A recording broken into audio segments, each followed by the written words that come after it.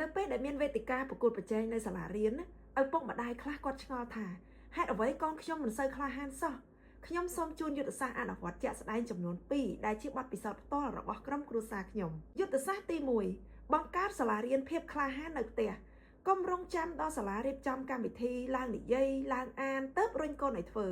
ផ្ទុយទៅវិញឪពុកម្ដាយត្រូវបង្កើតបរិយាកាសនៅក្នុងផ្ទះឲ្យคล้ายទៅជាវេទិកាបែបកំសាន្តដើម្បីឲ្យកូនអាចមានឱកាសឡើងបញ្ចេញភាពក្លាហាន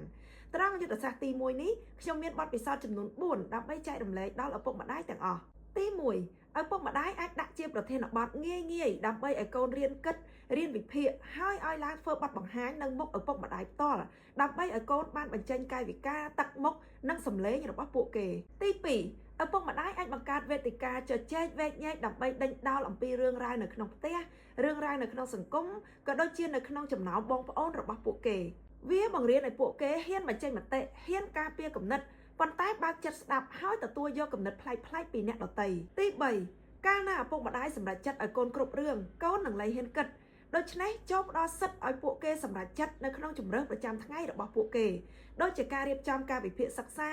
ការបែងចែកការងារតូចៗនៅក្នុងផ្ទះឬក៏ការជ្រើសរើសសម្លៀកបំពាក់ជាដើមភាពក្លាហានត្រូវការលើកទឹកចិត្តការសរសើរនិងការទទួលស្គាល់ដូច្នេះនៅពេលដែលកូនធ្វើបទបង្ហាញបានល្អ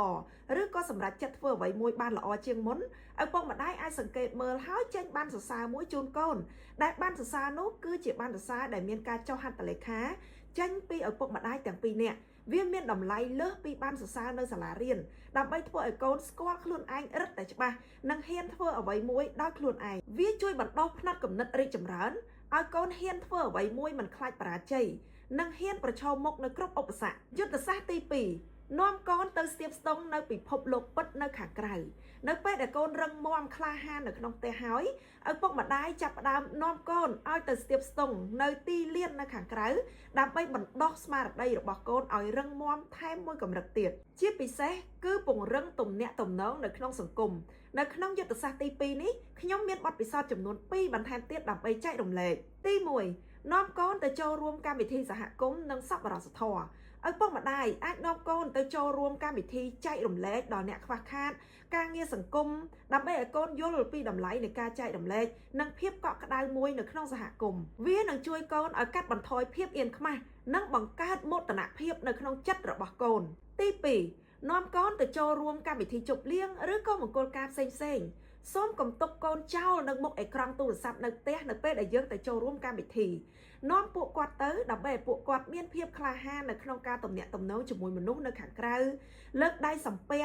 ចេះសួរសុខទុក្ខដើម្បីឲ្យកូនយល់ពីសុជីវធម៌នៅក្នុងសង្គមផងដែរបទពិសោធន៍ទាំងអស់នេះនឹងជួយកូនឲ្យរំលាយភាពភ័យខ្លាចរបស់កូននៅចំពោះមនុស្សប្លែកមុខហើយធ្វើឲ្យពួកគេមានភាពក្លាហានរហ័សរហួននិងស្វាហាប់នៅក្នុងការទំនាក់ទំនងសរុបមកកូនមិនមែនធ្វើតាមតែអ្វីដែលយើងប្រដៅនោះទេ